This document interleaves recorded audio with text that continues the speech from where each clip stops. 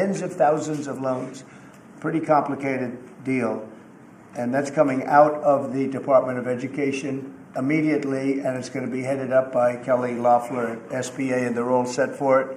They're waiting for it, and it'll be serviced much better than it has in the past. It's been a mess. And also, Bobby Kennedy, the Health and Human Services, will be handling special needs and all of the nutrition programs and everything else. Rather complex, but that's going to be headed by and handled by Health and Human Services. So I think that'll work out very well. Those two elements will be taken out of the Department of Education, and then all we have to do is get the students to get guidance from the people that love them and cherish them, including their parents, by the way, who will be totally involved in their education, along with the boards and the governors and the states. And it's going to be a great situation. I guarantee that in a few years from now, I hope I'm going to be around to see it, but I think we're going to see a lot of it. I think that you're going to have tremendous results. You're going to have results like Norway, Sweden, Denmark, a lot of the countries that do so well. I think you're going to have a lot of those results. If you look at Iowa and Indiana and Idaho, so many places that run so well, Florida, Texas, big ones, you're going to have great education, much better than it is now at half the cost. And we're not even doing it as a cost item, although you will save probably half, maybe more than that. And you're not going to be at the bottom of the list. You're going to be much higher. And maybe you'll be, I will guarantee some of the states will be at the top of the list. They'll be comparable or better than these number 1, 2, 3, 4, 5 countries, the countries that are in the top 5 positions. So that's, to me, it's very exciting, and it's been received very well. So I just wanted to tell you about the student loans and special needs. But we're here for a reason today that is very exciting, and I'm thrilled to announce that at my direction, the United States Air Force is moving forward with the world's first 6th-generation fighter jet. Number 6, 6th generation. Nothing in the world comes even close to it, and it'll be known as the F-47. The generals picked a title, and it's a beautiful number, F-47. It's something the likes of which nobody has seen before in terms of all of the attributes of a fighter jet. There's never been anything even close to it, from speed to maneuverability to what it can have to payload. And this has been in the works for a long period of time. After a rigorous and thorough competition between some of America's top aerospace companies, the Air Force is going to be awarding the contract for the next generation air dominance platform to Boeing. As you know, it was highly competed for. There was a lot of competition, generals, and it's been going on for a long time. Very, very tough competition, but this plane is produced numbers that nobody's ever seen before. The F-47 will be the most advanced, most capable, most lethal aircraft ever built. An experimental version of the plane has secretly been flying for almost 5 years, and we're confident that it massively overpowers the capabilities of any other nation. There's no other nation. We know every other plane. I've seen every one of them, and it's not even close. This is a next level. You know, level 5 is good. This is level 6, they say. The F-47 is equipped with state-of-the-art stealth technology. It's virtually unseeable and unprecedented power. It's got the most power of any jet of its kind ever made. Maneuverability, likewise, is there's never been anything like it, despite the power and speed. Its speed is top. So over 2, which is something that you don't hear very often.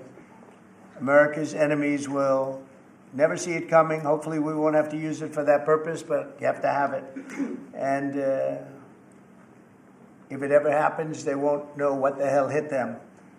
A new fleet of these magnificent planes will be built in the air during my administration over the next couple of years. It's ready to go. They've already built much of what has to be built in terms of production, including the sheds. We'll ensure that the USA continues to dominate the skies. We've given an order for a lot. We can't tell you the price because it would give it would give way to some of the technology and some of the size of the plane, good-sized plane. This contract also represents a historic investment in our defense industrial base, helping to keep America at the cutting edge of aerospace and technology. Our allies are calling constantly. They want to buy them also, and certain allies will be selling them, perhaps toned-down versions. We like to tone them down about 10%, which probably makes sense because someday maybe they're not our allies, right? But I would like to ask Secretary Hegseth, who's doing a fantastic job. He's really been very inspiring in so many ways. And I must say that before he speaks, we have had record people wanting to join our military in the last 2.5 months, literally since this, I think probably since the election, November 5th, but especially since we came to office and since I announced Pete. He's young, he's smart, he's strong, he loves it, and they love him. But we've had record numbers of people wanting to join our military. Now, if you go back 6 months, it was the exact opposite. You had record numbers of people not wanting to join the military. Now you have record numbers of people wanting to be in our military, and that's a great honor. That shows you we're really on the right track. So, Pete, maybe you'd say a few words. Sure. Please. Well, Mr. President, this is a big day. This is a big day for our warfighters. This is a big day for our country, a big day in the world. The name of this program is the Next Generation of Air Dominance. And Mr. President, because of your leadership, your clarity, America is going to have generations in the future of air dominance because of this 6th generation fighter. We've had the F-15, we had the F-16, the F-18, the F-22, the F-35. Now we have the F-47, which sends a very direct, clear message to our allies that we're not going anywhere, and to our enemies that we will be able to project power around the globe unimpeded for generations to come. Mr. President, this is a gift to my kids and your kids, to my grandkids and your grandkids. This is a historic investment in the American military, in the American industrial base, in American industry that will help revive the warrior ethos inside our military, which we're doing, rebuild our military, which the previous administration did not do, by the way, Mr. President. They paused this program and were prepared to potentially scrap it. We know this is cheaper, longer range, and more stealthy. President Trump said we're reviving it and we're doing it. And then we are also going to reestablish deterrence. Under the previous administration, we looked like fools. Not anymore. President Trump has reestablished American leadership. The F-47 is part of it. And Mr. President, thank you for having the courage to do it and leading the way for all our warfighters. Thank you very much, Pete. One of the things I will say, but the generals are going to speak in just a couple of seconds, but this plane flies with drones. It flies with many, many drones, as many as you want, and it's a technology that's new, but it doesn't fly by itself. It flies with many drones, as many as we want, and that's something that no other plane can do. So I'd like to introduce, if I might, Air Force Chief of Staff General David Alvin, and also General Dale White, two incredible people that I've known over the years, but I got to know them really well over the last few months. And would you say a few words, please, General? Thank you very much, Mr. President. Mr. President, Mr. Secretary, thank you so much for your unwavering commitment to our military. I will say this is a big day. This is a big day for our United States Air Force as well. You know, air dominance is not a birthright, but it's become synonymous with American air power. But air dominance needs to be earned every single day. And since the earliest days of aerial warfare, brave American airmen have jumped into their machines, taken to the air, and they've cleared the skies. And whether that be clearing the skies so we can rain down destruction on our enemies from above, or we can clear the path to the ground forces below. That's been our commitment to the fight, and that's really been our promise to America. And with this F-47 as the crown jewel in the next generation air dominance family of systems, we're going to be able to keep that promise well into the future. I also want to thank everyone from industry and within government, our engineers, who have worked tirelessly on this program to bring it where we are right now today. This shows that American talent, American skill, and American determination are second to none. because this platform is second to none. So we believe that this provides more lethality, it provides more capability, more modernized capability in a way that is built to adapt. This, along with our collaborative combat aircraft the President talked about with drones, this is allowing us to look into the future and unlock the magic that is human-machine teaming. And as we do that, we're going to write the next generation of modern aerial warfare with this. This enables us to do this. The manner in which we put this program together puts more control in the hands of the government, so we can update and adapt at the speed of relevance, at the speed of technology, not at the speed of bureaucracy. This is more Air Force. This is more options for the President. We say as our mission in the United States Air Force is to fly, fight, and win air power anytime, anywhere. If you want to go anywhere, you have to have a platform that gets you anywhere. This provides the President options from the very one end, which is a quick response, and then we can get right back into fighting stance without having to deploy troops that are going to take maybe months and cost more lives. We can be back in fighting stance, and maybe we restore that deterrence. All the way to decisive victory as part of a joint force that is the most lethal and capable military ever known in history. That's what we provide now, and this allows us to provide it into the future.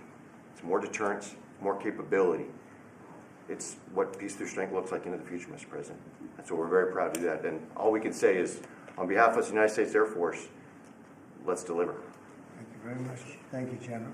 Would you like to say something? No, sir, I'll just double down what the chief said. He knows what to do. This is a generational He knows leap, who the boss and is. that's exactly right.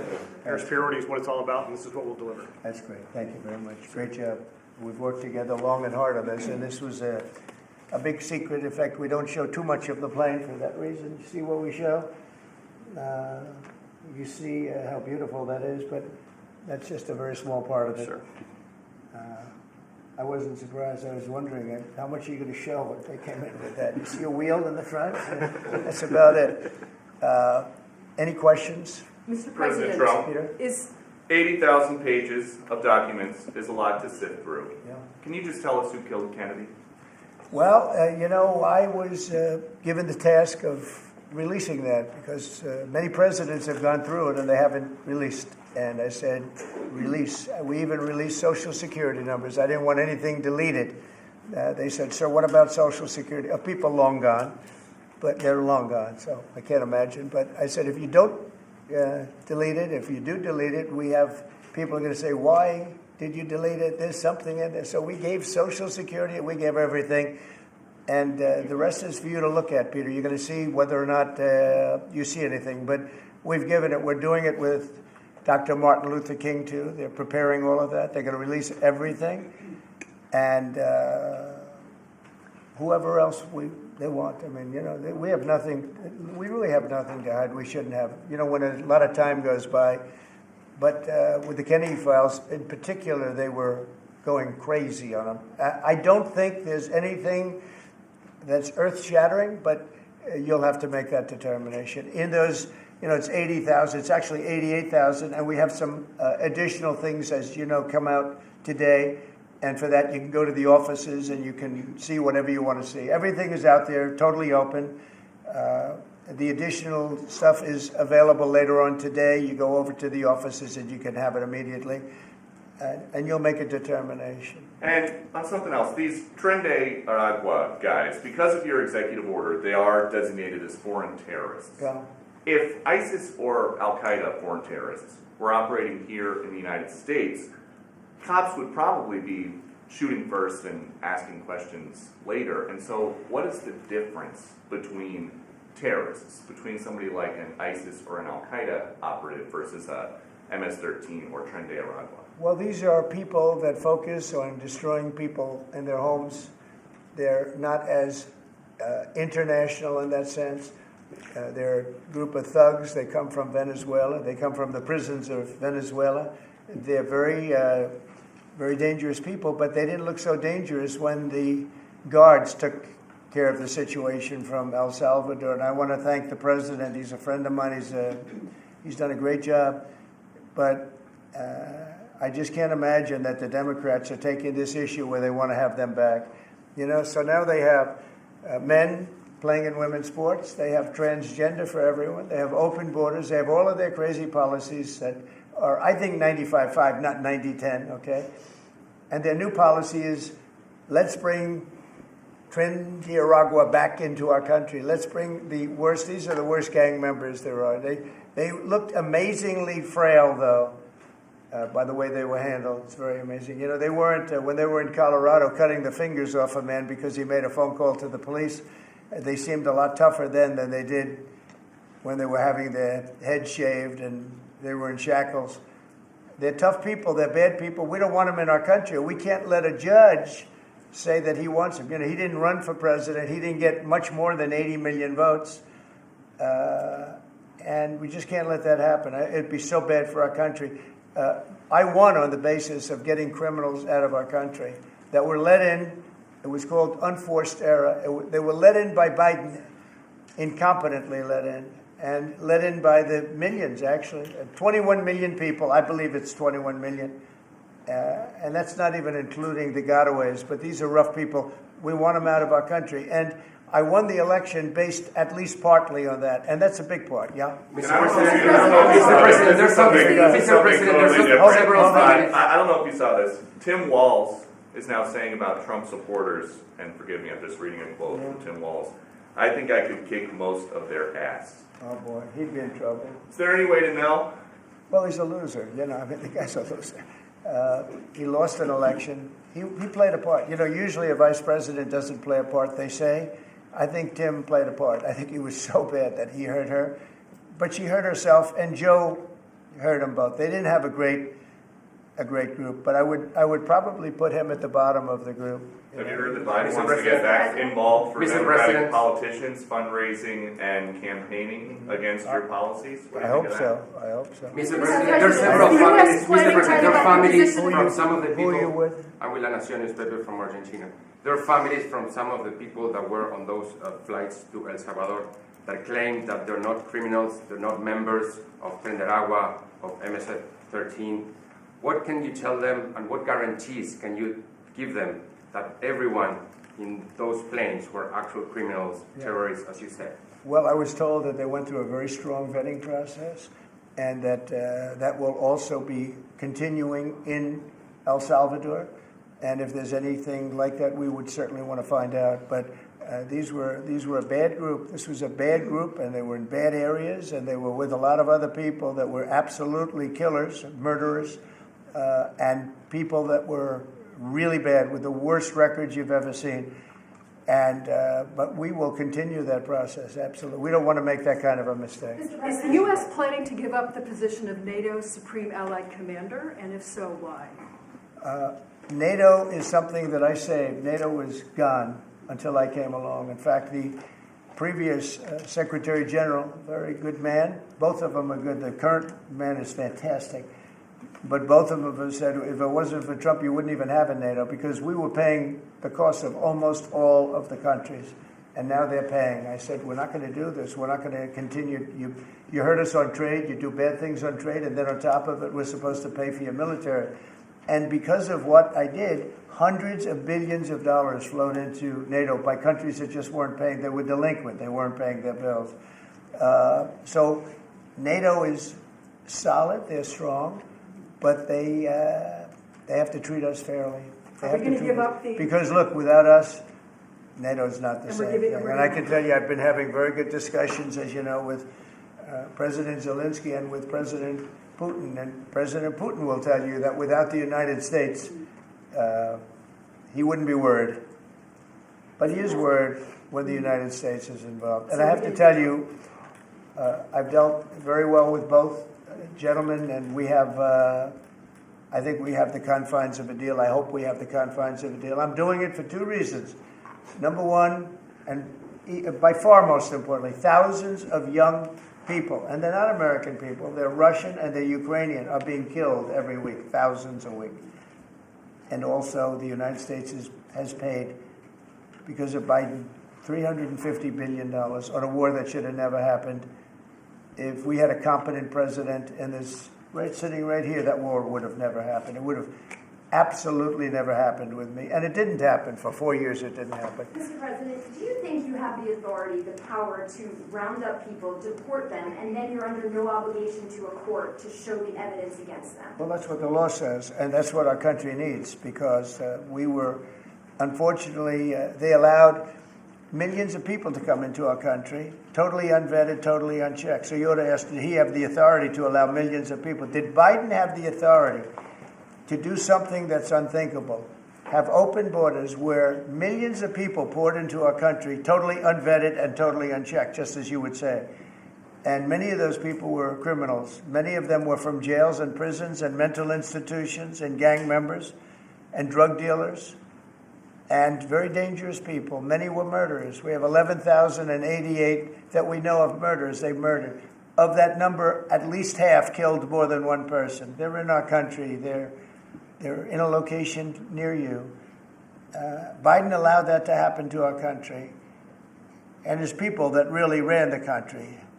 And the person that operated the auto pen, I think we ought to find out who that was, because I guess that was the real president. So when you ask me if we have the authority, did Biden have the authority to allow millions of people to come into our country? Many of these people hardened criminals at the top of the line who have caused tremendous damage in our country. You see them in New York City fighting with our police. I mean, literally having fist fights in the street with our police. These are tough, hard criminals. Many of them came out of jails, and not just South America, from all over the world. They came from Africa, from the Congo. They came out from Asia. Not just South America, but many from South America. These are hard, tough criminals, and we have to get them out. And a judge sitting behind a bench someplace got a nice appointment. You can't take that away from the people that are responsible. Now, in this case, Marco Rubio has a lot of big decisions to make, and he's a fantastic person, a great man. I think he'll be our best. I think he has a chance to be our best Secretary of State. He's been doing incredibly. He works so hard. He's gone to so many different countries already, and he's got the authority to get bad people out of our country. And you can't stop that with a judge sitting behind a bench that has no idea what goes on, who happens to be a radical left lunatic. Do you think the President, judiciary... you guys today are denying. You guys are denying this New York Times report that Elon Musk was going to be shown a 20 to 30 page presentation about a theoretical war plan against China. Why not just show it to Elon?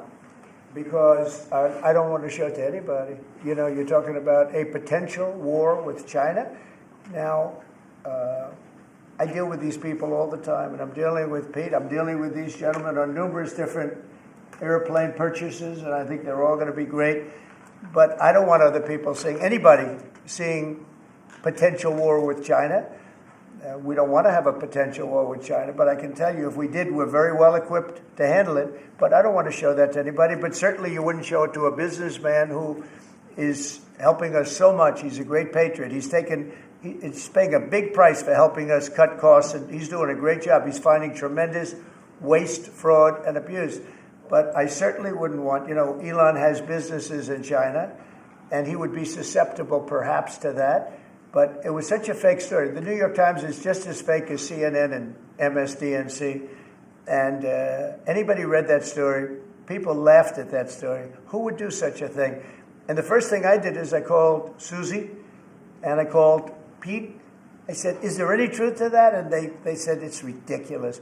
No, he's over there to talk about costs. You might want to address that, Pete. But Elon was over there today to address costs. DOGE, thing called DOGE, which you've heard about. Pete? That's exactly right, Mr. President. You pointed out it was a fake story. We pointed out it was meant to sort of undermine whatever relationship the Pentagon has with Elon Musk. Elon Musk is a patriot. Elon Musk is an innovator. Elon Musk provides a lot of capabilities our government and our military rely on, and I'm grateful for that. We welcomed him today to the Pentagon to talk about DOGE, to talk about efficiencies, to talk about innovations. It was a great informal conversation. The rest of that reporting was fake. There was no war plans. There was no Chinese war plans. There was no secret plans. That's not what we were doing at the Pentagon. I might add that I think Elon, if they ever wanted to do that, I think Elon wouldn't do it. I think he wouldn't do it. He wouldn't want to put himself in that position. But if you read what's out of the New York Times, it's such a dishonest newspaper. It's such garbage. It's, it used to be called all the news that's fit to print. Well, it's all the news that's not fit to print. They have fake sources, or they don't have sources. I think they make most of it up. But this was a made-up story by the New York Times. I call it the failing. It's a failing newspaper. It's failing. And they shouldn't do that. They really are the enemy of the people. And something else. I don't know if you We do need honest journalism in this. We've made such big strides over the last 2 months, but we just need honest journalism, and we don't have it. When you have a CNN, you have to watch these people every once in a while just to see where they're coming from, and it's so dishonest. MSNBC is, I think, probably worse, and they're both doing horribly in the ratings. I think they're going to be turned off. I don't think they're not doing any ratings. You're doing well in the ratings. Thank you. I'll pass that along. I understand that your trade rep is meeting their Chinese counterpart next week. Yes. Is there anything that they can do to stop April 2nd or to roll back the tariffs that you put on China already? Well, we can talk, but basically, I call April 2nd. I would have made it April 1st, but I didn't want to be April Fool's Day because then nobody would believe what I said, and they do believe me. April 2nd is going to be Liberation Day for America. We've been ripped off by every country in the world, friend and foe. We've been ripped off on trade. We've been ripped off on military. We protect people, and they don't do anything for us. It's just so unfair for years and years. And now some of that money is going to be coming back to us in the form of tariffs. Tens of billions. It's going to be numbers like nobody's ever seen. So NVIDIA announced today, you saw that, hundreds of billions of dollars of investment. The biggest chip maker in the world announced hundreds of billions of dollars of investment. Hundreds of billions, not millions, but billions. They're all coming here. Apple just announced $500 billion worth. They're going to build plants here. They built their plants in China. They're going to build them here. And they're starting immediately. We have investment, the likes of which this country has never seen, already announced. And they all want to have news conferences. I don't have enough time to have that many news conferences, but I would say so far at least $4 trillion. $4 trillion is coming in. Car companies, very importantly, a lot of the car companies that we're going to build in Mexico or Canada are now building here, because I don't want cars from Canada. I don't want cars from Mexico. They want to do it, it's fine, but I want the car companies to build here, not... they were building in Mexico 3 plants, big plants, really big plants, and they were going to sell the cars right across the border. We wouldn't have the jobs, we wouldn't have the profits, we wouldn't get the taxes, we get nothing. All we get is unemployment and empty factories. Those days are over. So now those 3 places are going to build here, but many more than that. We have a big one. Honda is building, just announced a really big plant in Indiana, great state, smart place to build. And we have many car companies coming here. The steel mills are going to be booming, And many other things, many other things come with that. But we need that for defense. There are certain things you have to have. You have to have steel. We would have had, if I didn't do in my first term tariffs to stop the onslaught, because they were dumping steel in order to destroy our steel plants. If I didn't do 50% and even 100% in certain cases tariffs on steel, you wouldn't have a steel plant in the United States. And Biden was unable to get rid of those tariffs because they threw off so much money that his numbers, which didn't work anyway because his numbers were terrible, what he did, the way he spent money was so horrible, and what he allowed to happen to energy. That's the other thing. Energy is going to be like it's never been before. Mr. Vice President is here. Do you have anything to say while you're here? He's a very good Vice President. I'm just here to watch the show, sir. Okay. I think airplanes are pretty cool, so I wanted to check this out. It is cool. Mr. President, should take off the trade war at this point, though.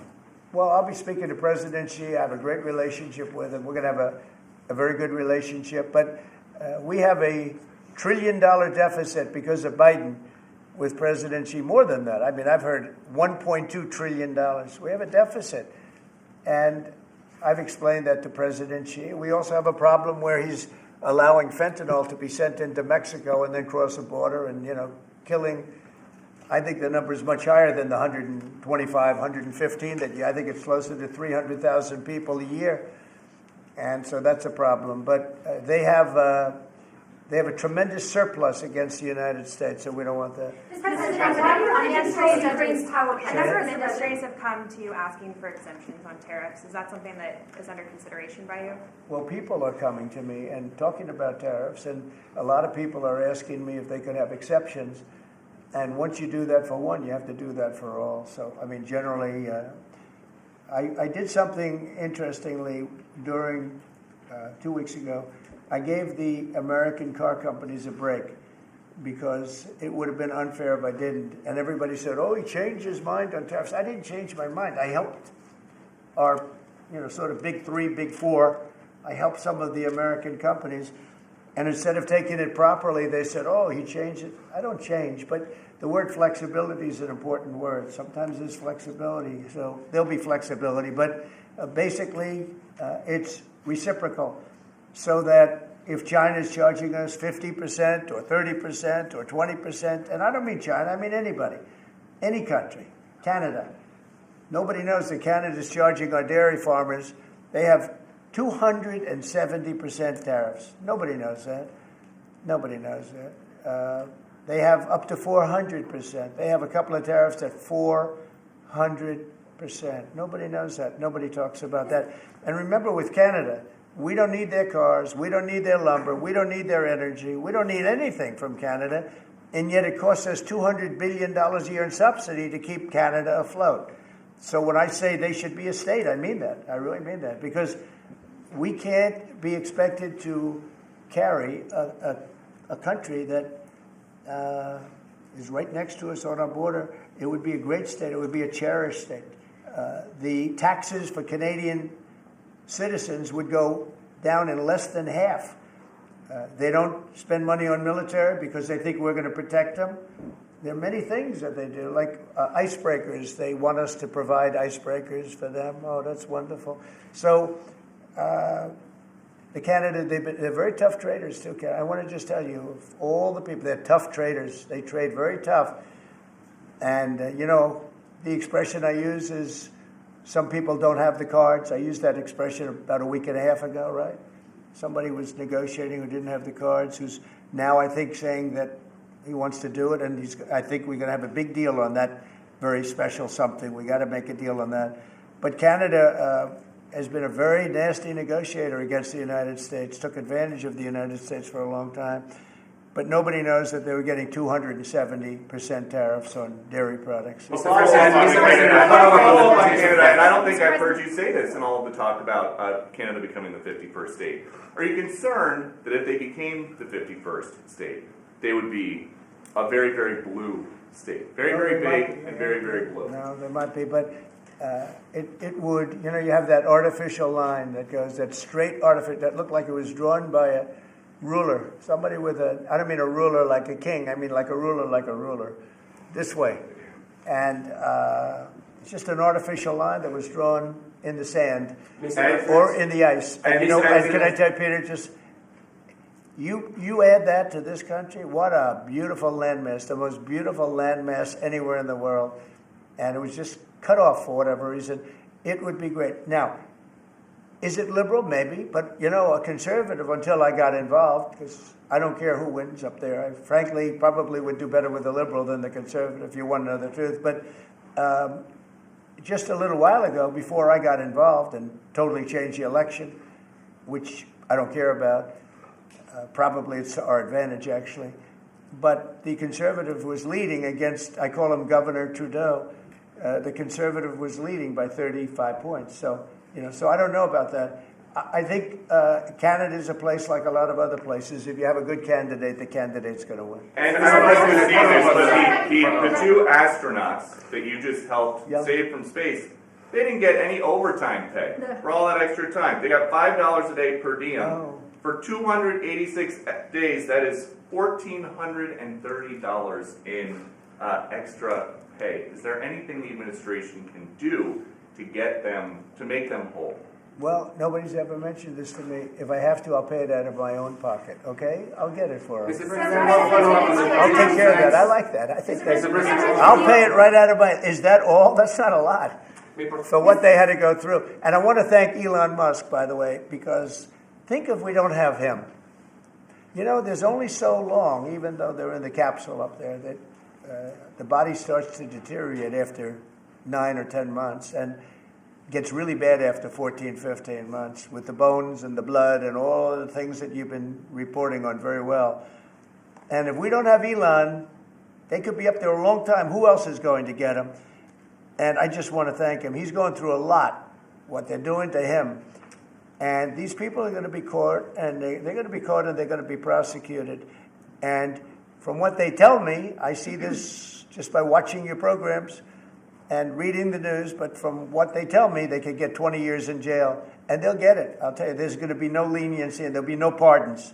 I can tell you that right And now. you said this morning 20 years in jail, and then maybe you said this morning 20 years in jail, and then maybe they'll go to one of these prisons in El Salvador. Do you think with the way that the judges have been issuing injunctions, it would be easier or harder to send these Tesla domestic terrorists to a jail in El Salvador than these MS-13 or Tren de Aragua guys? Well, I view these people as terrorists just like others. When I looked at those showrooms burning and those cars, not one or two, like 7, 8, 10 burning, exploding all over the place. These are terrorists. You didn't have that on January 6th, I can tell you. You didn't have anything like that on January 6th, which is sort of amazing because on January 6th, the Democrats were talking. Nobody was killed other than a very beautiful young woman, Ashley Babbitt. Nobody was killed. And you look at what's going on now with these terrorists. These are terrorists, and that's an organized event. You know, take a look at their signs. Take a look. They're all made by the same sign company. A nice, expensive job. Now, these are the people that finance it are, in my opinion, in just as big a trouble as the people that are setting the match and setting the fires. So we'll see. It's under very serious investigation by the FBI and by the Justice Department. These people are terrorists. Okay. Yeah, go ahead behind you, please. Mr. President, what do you say to American military families who are seeing Elon Musk at the Pentagon today, are hearing about Defense Department cuts, and their thoughts are immediately going to the safety of their loved ones who are currently deployed? Well, we're making our country strong. And when they see a thing like that and they hear that story about Elon in China, what they should do is realize that the New York Times is a corrupt institution, because I think they're the ones. They knew that story wasn't true. Nobody believed that story. People that, when I first called, they laughed when they heard this story. Nobody believed it, that the Pentagon was giving him a briefing on what war with China would look like, and he has business. No, they made that up because it's a good story to make up. They're very dishonest people. I have it with the Times, and you'll see more and more of it. To me, it's a very dishonest organization. But a story like that is made up. It's total fiction. And I just wanted to make sure. I called up Chief of Staff and I called up Pete. And I said, is there any truth to that? Absolutely not. He's there for DOGE, not there for China. And if you ever mention China, I think he'd walk out of the room. He wouldn't take it anyway. So it's just a made-up story. Nobody's taken better care of the military. One of the things that I know that Pete's doing is he's talking about a lot of the civilian staff, and we're going to get them other jobs. You know, we're going to have a lot of jobs in this country, but we don't want to have wasteful jobs. We want to have meaningful jobs. And those were wasteful jobs. Those are jobs that not only military, but jobs where people don't show up. You take a look at Department of Education. I've never seen so many buildings with the names on it. You go past one after another Department of Education, and they're empty. The people don't show up. You know why? Because they have other jobs, because they're playing golf, or they're playing something, they're doing something. And we have a lot of great people, but we have to move that back to the States. We're going to make our country strong, and we're going to get people much better jobs, because we have companies moving into our country, the likes of which we've never seen before. Nothing like this has happened. And it's automatic. They don't want to pay the tariffs. How do you avoid paying the tariffs? You build your plant in the United States, and it's a beautiful thing to see. I see it. So far, I would say $4 trillion. Nobody's ever heard of numbers. No country's ever heard of numbers like that. $4 trillion, and those are the best ones. The biggest, best chip maker in the world. I'm not a fan of the CHIP Act, where you give billions of dollars away to companies that don't need it. and it won't bring them here. I'm giving nothing away. All they're doing is coming here. They're building because they want to avoid. Remember this on the tariffs, too, because that's going to be, Liberation Day, April 2nd. It's reciprocal. If they charge us, we charge them. So somebody say, well, how much are the tariffs? Very fair. If India, as an example, has been very bad to us on tariffs. They charge 100%, 200%, whatever they charge. Now, Europe just announced they're lowering the tariffs on cars. We charge like a joke, 2.5%. That's what this country charges. Europe just announced that they're reducing their tariffs on cars to 2.5%. It's nice. But they also have non-monetary tariffs where they make it impossible for the cars to get in even without the dollars on them and the dollar signs.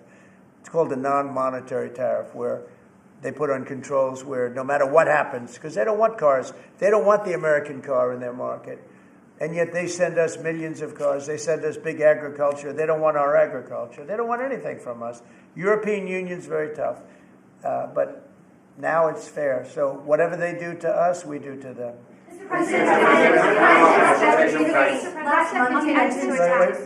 Russia continues to attack Ukraine, are you planning to impose any sort of sanctions? Well, they're fighting against each other.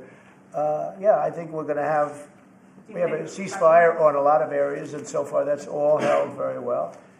And getting that ceasefire, they had a lot of guns pointing at each other. You had some soldiers, unfortunately, surrounded by other soldiers. And they are going to be, I believe we're going to pretty soon have a full ceasefire, and then we're going to have a contract. And the contract's being negotiated, the contract in terms of dividing up the lands, et cetera, it's being negotiated as we speak. What do you say to critics who say that your actions towards law firms amount to coercion?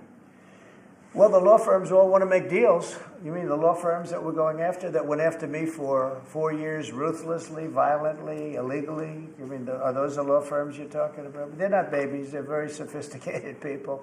Those law firms did bad things. They went after me for years. Russia hoax. All a hoax. It was a hoax. It was Hunter Biden's laptop. It didn't come out of Russia, by the way. It was came out of his bedroom.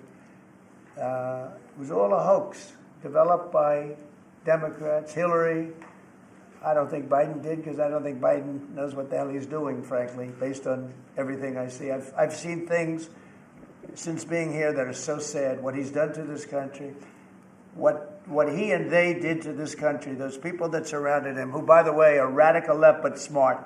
He's not smart. He was never smart. But these are radical left, smart people. They totally controlled him. He did whatever they told him to do. And it's a shame. It's so sad to see what happened, what they've done to this country, both not only the inflation you saw, but allowing millions and millions of criminals into our country. That's an inexcusable act. And many other things besides that. Thank you very much, everybody. Thank you. Thank you, everybody. Thank you very much. Thank you, guys. David, Good question.